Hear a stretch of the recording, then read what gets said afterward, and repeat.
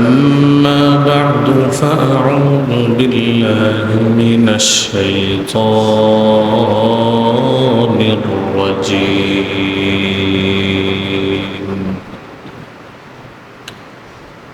بسم الله الرحمن الرحيم.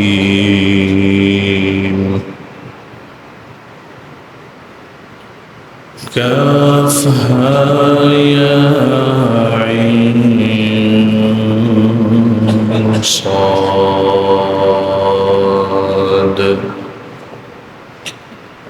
ذكر رحمة ربك عبده زكريا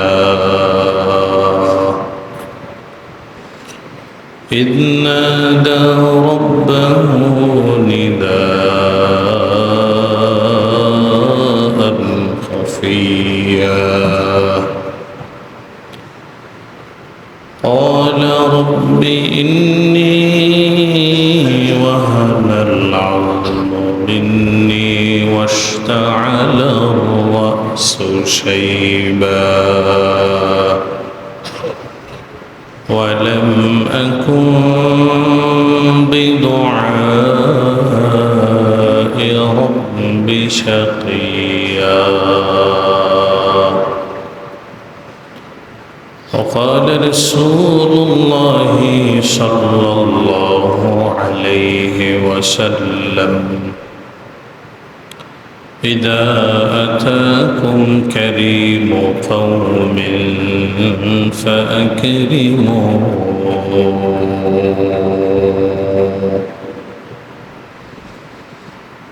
أو كما قال النبي صلى الله عليه وسلم. উপস্থিত সম্মানিত মুসল্লিয়ানে কেরাম, আল্লাহ রব্বুল আলামিনের পাকে দরবারে লাখ কোটি শুকর, যিনি আমাদেরকে জুমার নামাজের উদ্দেশ্যে মসজিদের মধ্যে সমবেত হওয়ার তৌফিক দান করেছেন। এই জন্য মহান মালিকের দরবারে কালিমাতুশ শুকর আদায় করি, সকলে বলি আলহামদুলিল্লাহ। সম্মানিত মুসল্লিয়ানে কেরাম, ইসলাম একটি পূর্ণাঙ্গ জীবন বিধান।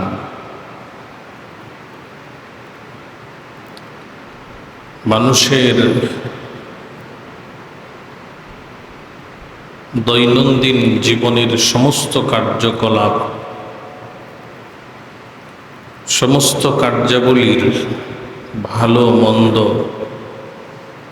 কল্যাণ অকল্যাণ, লাভ ক্ষতি, এই সকল বিষয়ে ইসলাম সবিস্তারে আলোচনা করেছেন। কিভাবে চললে, কোন পথে চললে মানুষের দুনিয়ার জীবন সুখীময় হবে, আখিরাতের জীবন সুখের হবে, এই সব কিছু সবিস্তারে এবং পূর্ণ রূপে যেখানে আলোচনা করা হয়েছে, এটার নাম হলো ইসলাম। এবং এটি এমন একটি জীবন বিধান যে জীবন বিধানটি সমস্ত যুগ, সকল সংস্কৃতি, সকল বংশ, মানুষ, রাষ্ট্র সবার জন্যে সমানভাবে প্রযোজ্য। এর মধ্যে সংযোজন বিয়োজনেরও কোনো প্রয়োজন নাই। আল্লাহ তাআলা এমনভাবে এটাকে লিপিবদ্ধ করে মানুষের জন্য পাঠিয়েছেন যেন স্থান কাল পাত্র ভেদে সবার জন্যই এটা সামঞ্জস্যপূর্ণ হয়, ফিটেস্ট হয়। এইরকম একটা জীবন বিধানের নাম হলো ইসলাম। এমন কোনো বিষয় নাই, মানব জীবনের এমন কোনো অংশ নাই, এমন কোনো দিক নাই যে বিষয়ে, যে দিকে কোরআন এবং হাদিসে আলোচনা নাই। সব বিষয়ে, সব দিকেই কোরআন এবং হাদিসের মধ্যে আলোচনা করা হয়েছে। যে বা যারা কোরআন হাদিসের এই দিক নির্দেশনাগুলোকে তাদের জীবনে যত বেশি পালন করার চেষ্টা করবে, আল্লাহ তাআলা তার জীবনকে তত বেশি সুন্দর এবং সুশৃঙ্খল বানিয়ে দেবেন।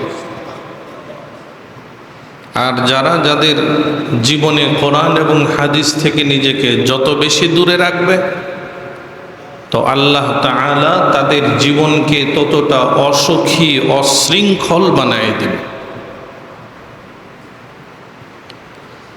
ইসলামের যতগুলো বিধান আছে, সবগুলো বিধানই সুন্দর, সবগুলো বিধানই যৌক্তিক, সবগুলো বিধানই মানুষের জন্য পালন করা সহজ। এখন কিছু বিষয় আছে ব্যক্তি বিশেষের জন্য পালন করা কঠিন হয়ে যায়। যেমন মদখুরকে যদি বলা হয় তুমি মদ খাইবা না, তো তার জন্য মদ না খাওয়াটা কঠিন। যারা নিয়মিত সিগারেট খায় তাদেরকে যদি বলা হয় এখন এই মুহূর্তে সিগারেট খাওয়া বন্ধ করো, যদিও সে জানে সিগারেট খাওয়া তার জন্য কতটা স্বাস্থ্যের জন্য ক্ষতিকর, এরপরও তার জন্য এটা মেনে নেওয়া কঠিন। যারা সুদ খায়, সহজভাবে সুদি লেনদেনের মাধ্যমে নিজের অর্থ সম্পদকে গড়তেছে, তাদেরকে যদি সুদের বিরুদ্ধে তাদের কাছে বলা হয়, তো তাদের কাছে এটা খারাপ লাগবে, মেনে নেওয়া বড় কঠিন হয়ে যাবে।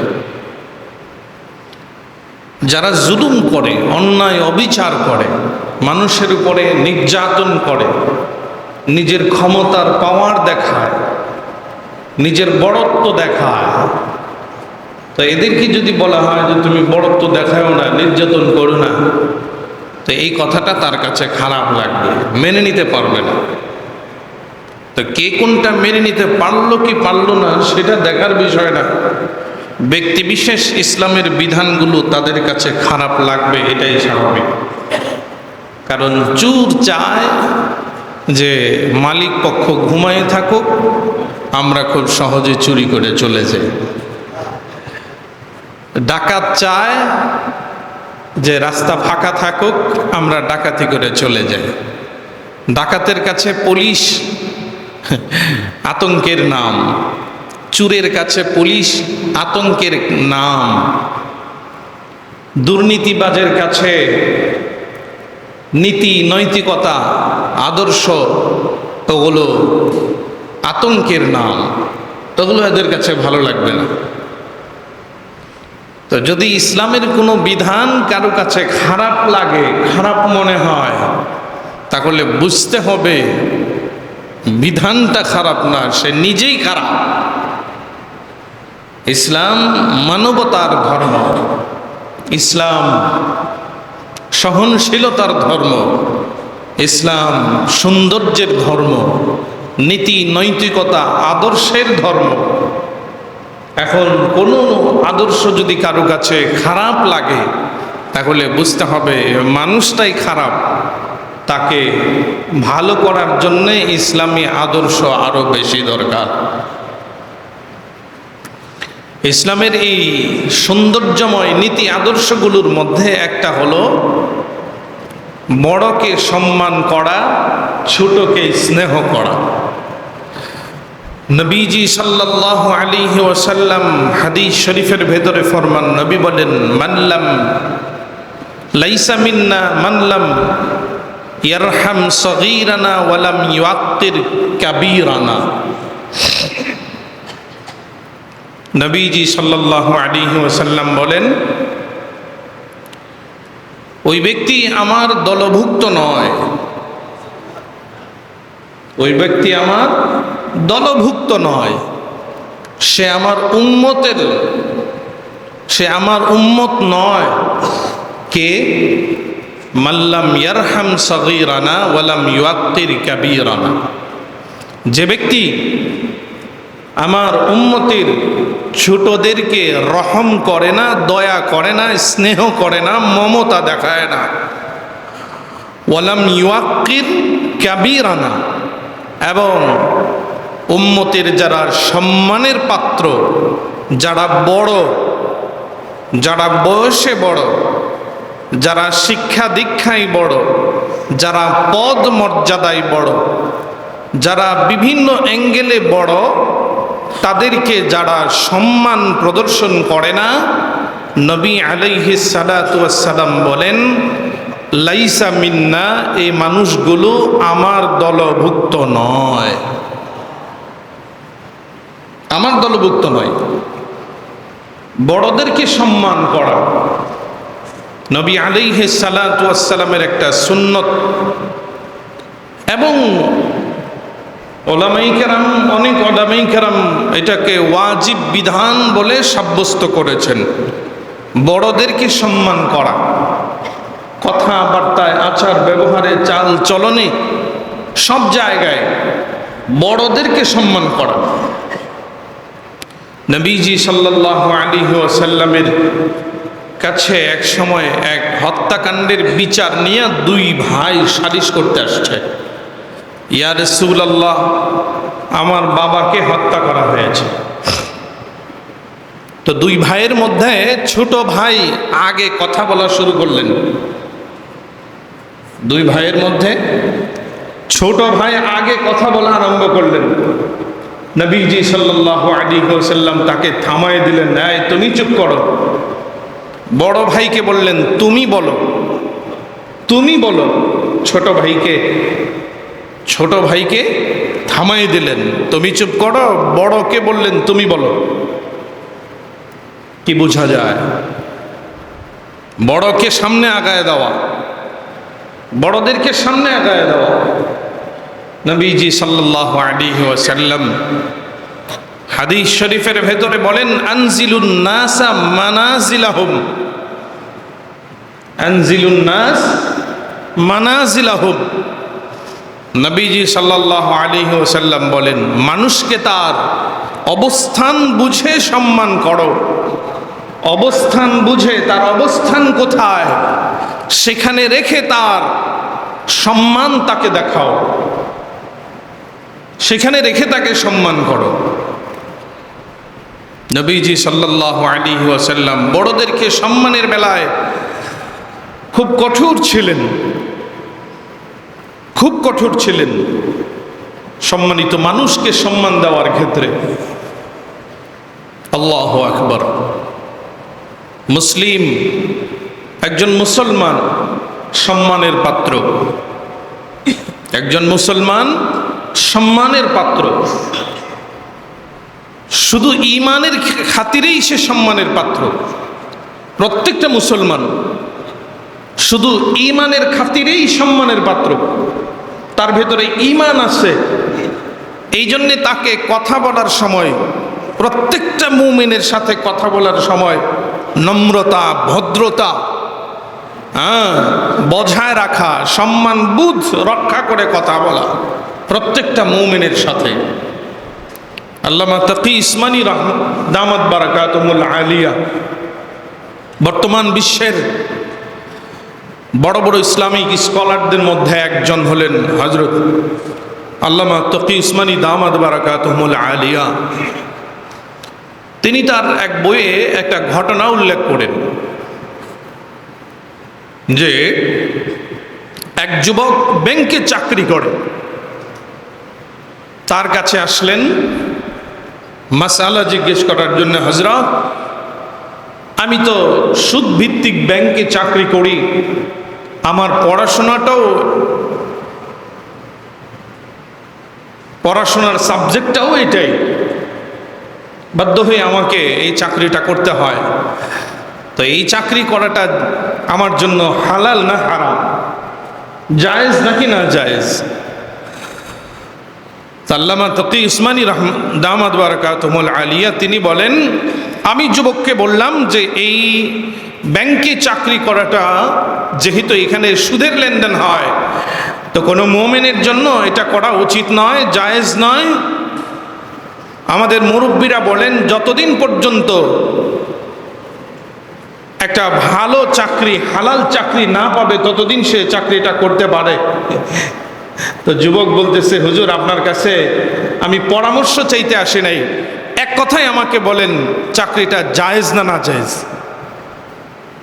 আমি কতদিন এই চাকরিটা করব এটা আমার ব্যক্তিগত বিষয়, আপনি শুধু বলেন এক কথায় যেটা জায়েজ না না জায়েজ। তো হুজুর বললেন না জায়েজ। তো যুবক বলতেছে, এটা কি আপনি নাজায়েজ করলেন না আল্লাহ তাআলা নাজায়েজ করছেন?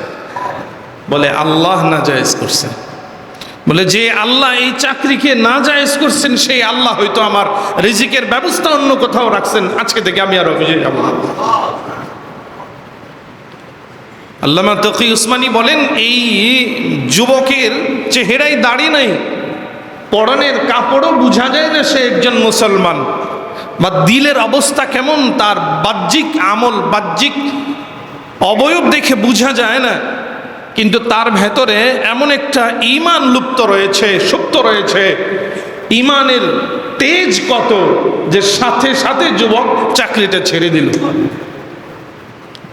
তো এখান থেকে আল্লামা তকি উসমানী দামাত বারাকাতুহুল আলিয়া বলেন যে একজন মুমিন সে যদি শুধু মুমিন হয়, বাহ্যিক আমল তার কেমন সেটা পড়ে লক্ষণীয়, কিন্তু শুধু ঈমানদার হওয়ার কারণে, মুসলমান হওয়ার কারণেই সে সম্মানের পাত্র।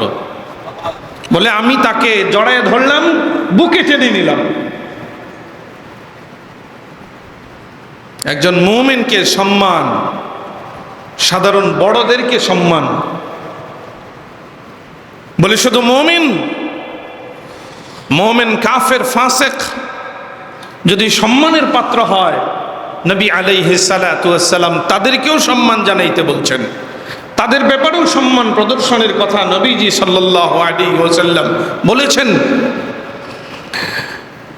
বনু কুরাইজার সাথে যখন মুসলমানদের যুদ্ধ হয়, বনু কুরাইজার ইহুদিদেরকে নবী আলাইহিস সালাতু ওয়াস সালাম বন্দী করলেন।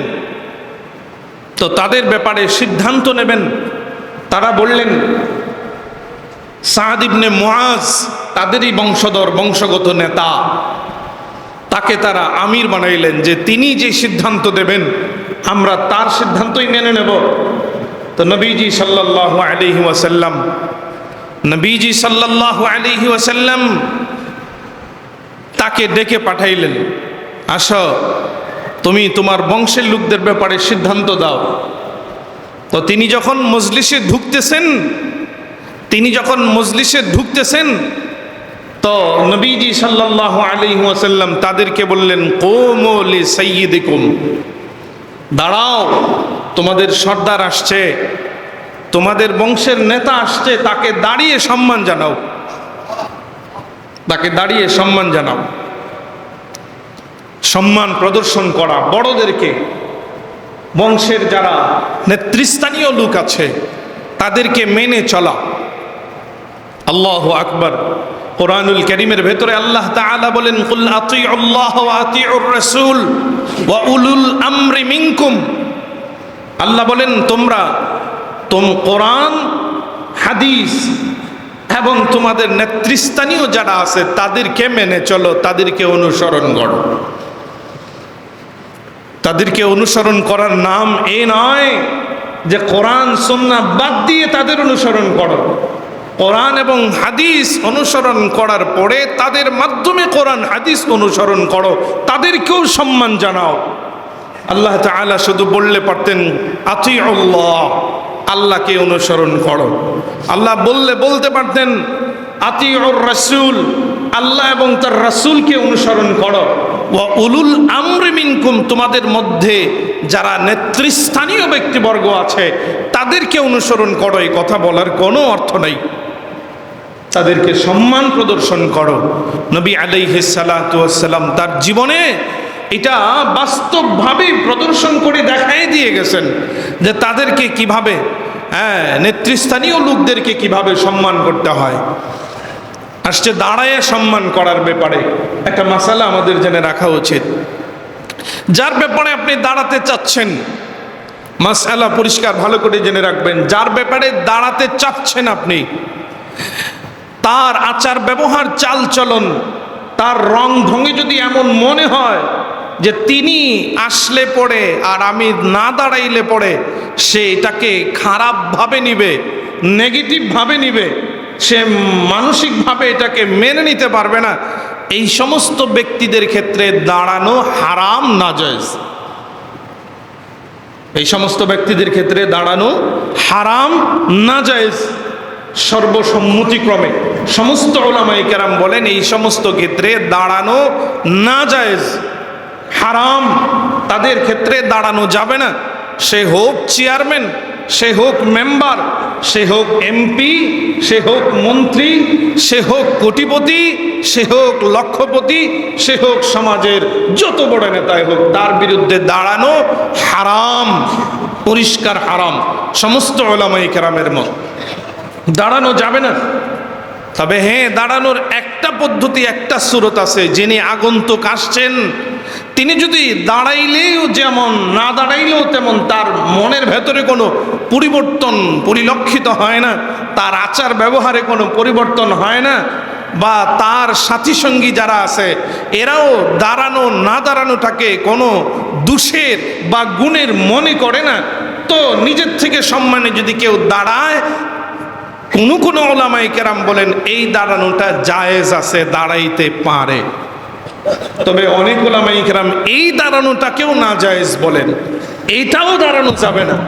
দেখা যায় নেতা আসছে, নেতার সম্মানে যদি না দাঁড়ায়, তো নেতা বলার আগে নেতার যারা সহযোগী সাথী সঙ্গী আছে এরা আপনাকে এমনভাবে ধুলাই করা শুরু করে, দলেই আপনাকে আর রাখতে চাবে না। এজন্যে আপনাকে খেয়াল রাখতে হবে, আপনি দল করেন আর নাই করেন, রাজনীতি কোন দলের সাথে করেন সেটা দেখার বিষয় না, কোন দেশের নাগরিক আপনি সেটা দেখার বিষয় না, কোন সংবিধান মেনে আপনি রাষ্ট্র পরিচালনা করেন সেটা পড়ে দেখার বিষয়। আগে দেখার বিষয় হলো কোরআন সুন্নাহ আপনাকে কি বলে, কোরআন আপনাকে কি বলে, হাদিস আপনাকে কি বলে, ফিকহ আপনাকে কি বলে, আপনাকে সেটা আগে ফলো করতে হবে। এখন যদি নেতার অসন্তুষ্টির জন্য আপনাকে দাঁড়াইতেই হয়, সমাজের মাতবরের অসন্তুষ্টির জন্য আপনাকে দাঁড়াইতেই হয়, আপনি দাঁড়াই যান, তো আপনি কি করলেন? নেতার সন্তুষ্টিকে আপনি প্রাধান্য দিলেন কোরআনের সন্তুষ্টির উপরে, হাদিসের সন্তুষ্টির উপরে, গুয়াকে আপনি কুফরির দিকে আপনি নিজেকে ঠেলে দিলেন। এই জন্য সাবধান, দাঁড়ানোর ক্ষেত্রে এই মাসালাটা ভালো করে খেয়াল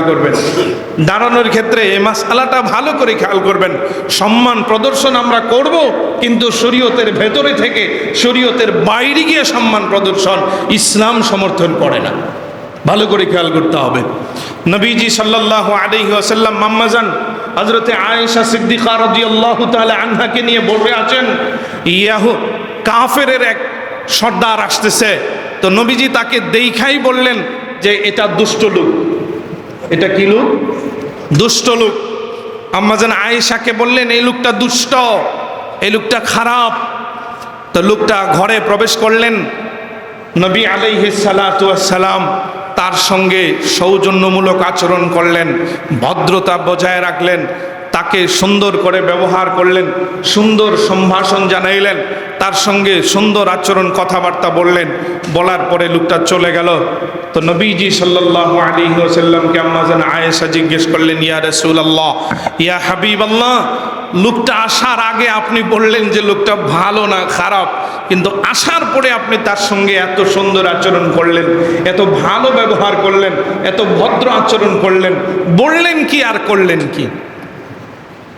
নবীজি সাল্লাল্লাহু আলাইহি ওয়াসাল্লাম বলেন, এই আয়েশা, লোকটার সঙ্গে আমি এরকম আচরণ করার কারণ হলো লোকটা তার বংশের নেতা, লোকটা তার বংশের নেতা। আনজিলুন নাসা মানাজিলাহুম, তার সাথে আমার এইরকম আচরণ করার কারণ হলো সে তার বংশের নেতা, আর বংশের নেতার একটু পাওয়ার প্রতিপত্তি থাকে, আমি তার অনিষ্ট থেকে বাঁচার জন্য এরকমটা করলাম। দুইটা বিষয় এই হাদিস থেকে, দুইটা বিষয় জানার। একটা হলো লোকটা আসার আগে নবীজি আম্মাজান আয়েশাকে বললেন লোকটা খারাপ, লোকটা খারাপ। তো নবীজি আম্মাজান আয়েশার কাছে তার দোষ বর্ণনা করলেন কেন, গীবত করলেন কেন? প্রশ্ন আসে কি আসে না? গীবত কেন করলেন, দুশ্চর্চা কেন করলেন? আরেক হাদিস নবীজি সাল্লাল্লাহু আলাইহি ওয়াসাল্লাম বলেন, উযকুরুল ফাসিকা কাই ইয়াহজারুন নাস। নবীজি সাল্লাল্লাহু আলাইহি ওয়াসাল্লাম বলেন, কোন মানুষের বিশেষ কোনো দোষ যদি থাকে, যেই দোষটা মানুষকে আক্রান্ত করে, যেই দোষটা মানুষকে ক্ষতি করে, এই ক্ষতিটা অন্যের কাছে বর্ণনা করা গীবত নয়, গীবত নয়। কোনো মেহমান আপনার বাড়িতে আসছে, কোনো মেহমান আপনার বাড়িতে আসছে, এই মেহমানের চরিত্র হলো কারো বাড়িতে গিয়া মেহমান সাইজা বাড়ি থেকে কোনো কিছু চুরি করে নিয়ে যাও, এরকম অভ্যাস তার এর আগেও কয়েকবার ধরা পড়ছে। এখন এটা আপনি জানেন, আমি জানি না, আপনার উচিত হলো আপনি আমাকে এইসব বলে দেওয়া, যে লোকটাকে হুজুর আপনি মেহমান বানাইছেন, এই লোকটা কিন্তু খারাপ, লোকটা কিন্তু আপনার ঘরে 2-3 দিন থাকবে, থেকে আপনার কাছ থেকে চুরি করে নিয়ে যাবে। এটা গীবত না, এটা গীবত না, এটা গীবত না, এটা উচিত। যেমন অনেক আলেম বিভিন্ন সময় বিভিন্ন আলেমের সমালোচনা করে, বিভিন্ন বিষয়ে সমালোচনা করে, তো আমরা অনেকেই বলে এই হুজুর গীবত করতেছে, করাটাই তার জন্য উচিত। নবীজি সাল্লাল্লাহু আলাইহি ওয়াসাল্লাম বললেন, এই আয়েশা, লোকটা খারাপ, মানে সতর্ক করা, এই লোকটা খারাপ, তুমি সতর্ক থাকো, তোমার দিকে কুদৃষ্টি দিতে পারে, ঘরের ভেতরে কোনো সমস্যা করতে পারে, সতর্ক থাকবা। নবীজি সতর্ক করলেন। এই জন্যে কোনো খারাপ ব্যক্তির খারাপই কাউকে সতর্কতামূলক জানায় দেওয়া, এটা গীবত না। আবার কোনো খারাপ ব্যক্তির খারাপে কোনো মাতবরের কাছে, কোনো বিচারকের কাছে উপস্থাপন করা, এটাও গীবত না। কেন? কারণ তার তো বিচার দরকার আছে, তার তো সংশোধনের প্রয়োজন আছে। অথবা তার গার্ডিয়ানের কাছে বলা, সাবলীলভাবে বলা, এমন না যে গার্ডিয়ান চাষতলে চা খাইতেছে, তার ছেলে একটা খারাপ কাজ করছে, বাবা চাষতলে চা খাইতেছে, আপনি গিয়ে উচ্চস্বরে বলা শুরু করলেন, তুমি এখানে চা খাইতেছ, তোমার পোলা কি করছে জানো না, দেখো না, এগুলা খবর রাখো না। এটা ভদ্রতা না, এটা ভদ্রতা না, এটা তার বিচার কামনা না, এটা তার সংশোধন না, বরঞ্চ বাবাকেও আরো ডুবানো, ছেলের সঙ্গে সঙ্গে বাবাটাকেও ডুবাই দেওয়া। কিন্তু ভদ্র মানুষ যারা, ভালো মানুষ, তারা করবে কি, বাবাকে আড়ালে ডাক দিয়ে নিয়ে বলবে, তোমার ছেলেকে আমি নিজের চোখে দেখছি এরকম একটা খারাপ কাজ করতেছে। সমাজে এরকম মানুষ আছে, আবার নিজেকে দাবি করে যে আমি হক কথা বলতে কাউকে ডরাই না, হক কথা বলতে আমি কাউকে ডরাই না। কোরআনে এটাও নিষেধ আসছে, যারা সরাসরি মানুষের মুখে মুখে দোষ বলে দেয়, মানুষকে কি করে হেয় প্রতিপন্ন করার জন্য, মানুষকে সমাজে ছোট করার জন্য মানুষের মুখের উপরে দোষ বলে দেয় যারা, এরাও দোষী, কোরআনের ভাষায় এরাও দোষী, এরাও কবিরা গুনাহ করলো। এই জন্য সাবধান, কারো যদি দোষ আমরা পাই তো সতর্কতামূলক বলতে পারি, এটা আমার জন্য জায়েজ আছে, এটা গীবত হবে না। দ্বিতীয় কথা, নবীজি সাল্লাল্লাহু আলাইহি ওয়াসাল্লাম লোকটা কাফের হওয়া সত্ত্বেও, লোকটা খারাপ হওয়া সত্ত্বেও নবীজি সামাজিকতা দেখাইছেন, নবীজি তার সাথে ভদ্রতা দেখাইছেন। একজন মুমিনের আচরণ হবে, লোকটা কেমন সেটা আমার দেখার বিষয় না, লোকটা তার সমাজে সম্মানিত, এখন আমার দায়িত্ব হলো তাকে সম্মান প্রদর্শন করা, তাকে সম্মান দেওয়া। নবীজি সাল্লাল্লাহু আলাইহি ওয়াসাল্লাম বলেন, ইদা আতাকুম, তোমাদের কাছে যদি আসে কারিমু কওমিন, জাতির বংশে মহল্লার কারিম কওমিন, মহল্লার সম্মানিত ব্যক্তি যদি তোমাদের কাছে আসে, ফাআকরিমুহু, তাকে তোমরা সম্মান প্রদর্শন করো, তাকে তোমরা সম্মান দেখাও, তার সাথে তোমরা ভালো ব্যবহার করো, আচরণ করো। হ্যাঁ, সম্মান বড় কে বলে, বড় হওয়ার বিভিন্ন অ্যাঙ্গেল আছে, বিভিন্ন দিক আছে, বিভিন্ন সাইট আছে। বয়সে বড় হইতে পারে, শিক্ষা দীক্ষায় বড় হইতে পারে, বংশমর্যাদায় বড় হইতে পারে, আদব কায়দায় বড় হইতে পারে, হ্যাঁ, পদমর্যাদায় বড় হইতে পারে, নেতৃত্বের দিক থেকে বড় হইতে পারে, চেয়ারের দিক থেকে বড় হইতে পারে। যে দিক থেকেই বড় হোক না কেন, অন্যদের কাজ হলো বড়দেরকে সম্মান জানানো, শিক্ষা দীক্ষায়, ইলমে, আমলে বড় হইতে পারে। আমার থেকে আমলের দিক থেকে একজন আগায় গেছে, মানুষ তাকে আমলি বলে, আমি তাকে সম্মান জানাবো। ইলমের দিক থেকে যদি কেউ আগায় যায়, দিনদারির দিক থেকে যদি আগায় যায়, তাকে আমরা সম্মান জানাবো। হোক না বয়সে আমার ছোট, হোক না সে আমার সন্তান, যদি সে আলেম হয়ে যায়, যদি সে হাফেজ হয়ে যায়, তো সাধারণ মানুষের জন্য দায়িত্ব হলো তাকে সম্মান দেখানো, তার সামনে কথা না বলা, তার সামনে কথা বলার সময় নিচু আওয়াজে কথা বলা, আলেমের সামনে কথা বলার সময় নিচু আওয়াজে কথা বলা। যদিও সে আমার আন্ডারে চাকরি করে, যদিও সে আমার থেকে বয়সে ছোট, যদিও আমার থেকে অন্য দিক থেকে ছোট হয়, কিন্তু তার ভিতরে ইলম আছে, তার ভিতরে আমল আছে, তার ভিতরে কোরআনের শিক্ষা আছে। নবীজি সাল্লাল্লাহু আলাইহি ওয়াসাল্লাম বলেন, খায়রুকুম মান তাআল্লামাল কোরআন ওয়া আল্লামা। নবী বলেন, এই আমার উম্মতের বান্দা বান্দিরা শোনো, তোমাদের মধ্যে সেই শ্রেষ্ঠ, তোমাদের মধ্যে সেই বড়, তোমাদের মধ্যে সেই উত্তম, খায়রুকুম মান তাআল্লামাল কোরআন ওয়া আল্লামা, যে ব্যক্তি কোরআন শিক্ষা করে এবং মানুষকে শিক্ষা দান করে। কোরআনুল কারীমের সূরাতুল হুজরাতের ভেতরে, লা তারফাউ আসওয়াতাকুম ফাওকা সাউতিন নবী, আল্লাহ তাআলা কোরআনুল কারীমের ভিতরে ঘোষণা করেন, হে মানব সকল, তোমাদেরকে আমি আল্লাহ নির্দেশ দিলাম, তোমাদের আওয়াজ যেন নবীদের আওয়াজের থেকে উঁচু না হয়। এমন মজলিস, যেই মজলিসে কোনো আলেম থাকবে, অন্য সাধারণ মানুষদের উচিত হলো এই আলেমকে প্রাধান্য দেওয়া। এমন কোনো মজলিসে ওই আলেমের যাওয়া উচিত নয় যেই মজলিসে এই আলেমকে অপদস্থ হইতে হয়, যে আলেমের উপর দিয়ে মানুষ কথা বলে, সাধারণ মানুষ কথা বলে, এই মজলিসে আলেমেরও যাওয়া উচিত না, আলেমেরও যাওয়া উচিত নয়। ওই মজলিসেই আলেম যাবে যেই মজলিসে আলেম কথা বলবে অন্যরা শুনবে, যেই মজলিসে আলেম কথা বলবে অন্যরা শুনবে, তখন থাকবে আলেমের স্বকীয়তা, তখন তার ইলমের স্বকীয়তা। একজন মুসলমানকে সম্মান প্রদর্শন মানে তার ঈমানকে সম্মান প্রদর্শন, একজন আলেমকে সম্মান প্রদর্শন মানে তার ইলমকে সম্মান প্রদর্শন। একজন আলেমকে অপদস্থ করা, একজন আলেমকে অবহেলা করা, একজন আলেমের উপরে কথা বলা মানে তার উপরে কথা বলা নয়, তার ইলমের উপরে কথা বলা, তার ইলমকে অপদস্থ করা, অপমানিত করা। এই জন্য অনুরোধ আপনাদেরকেও, এমন কোনো মজলিসে কোনো আলেমকে নেবেন না যেই মজলিসে আলেমের উপর দিয়ে আপনাকে কথা বলতে হয়। ওই মজলিসে আলেমকে বাইরে রাখবেন, ওই মজলিসে আলেমকে নিবেনই না যেই মজলিসে আলেমের উপর দিয়ে কথা বলতে হয়। বিশেষ করে বিবাহ শাদী অনুষ্ঠান, যেখানে আলেমকে এক টেবিলে বৈশা যে আলেমকে এক টেবিলে বৈশা বেপরদা নারীর সাথেও খানা খাইতে হয়। বক্স বাজতেছে, আলেমকে ইমাম হিসেবে, খতিব হিসেবে, ইমাম হিসেবে, মুয়াজ্জিন হিসেবে বাধ্য হয়ে যেতেই হচ্ছে, কিচ্ছু করার নাই। গানের বিরুদ্ধে বলতে গেলে আবার উল্টাপাল্টা হয়ে যেতে পারে। এই জন্য এই ধরনের কোনো মজলিসে কোনো আলেমকে দাওয়াত দেবেন না। যেই মজলিসে আলেম গিয়ে অসহায় হয়ে পড়তে হয়, শরীয়ত বিরোধী কাজকে মাথা নিচু করে চুপ করে বসে তাইকে দেখতে হয় আর সহ্য করতে হয়, বলার থাকে না, সহ্য করার থাকে না, ওই সমস্ত মজলিসে আলেমকে নিয়ে অপমানিত, অপদস্থ করবেন না। আলেমের সম্মান বজায় রাখবেন, দিনদারের সম্মান বজায় রাখবেন, মুরব্বিদের সম্মান বজায় রাখবেন। নবী আলাইহিস সালাতু ওয়াস সালাম বলেন, ফালাইসা মিন্না মানলাম ইয়ারহাম সাগীরানা ওয়া লাম ইউক্কির কাবীরানা। নবী বলেন, তারা আমি নবীর উম্মত নয় যারা ছোটদেরকে স্নেহ করে না, দয়া দেখায় না, আর বড়দেরকে সম্মান দেখায় না। এজন্যে ভালো করে খেয়াল করব। আল্লাহ তাআলা আমাদের সকলকে কথাগুলো বুঝার, আমল করার তৌফিক দান করুক। সকলে বলে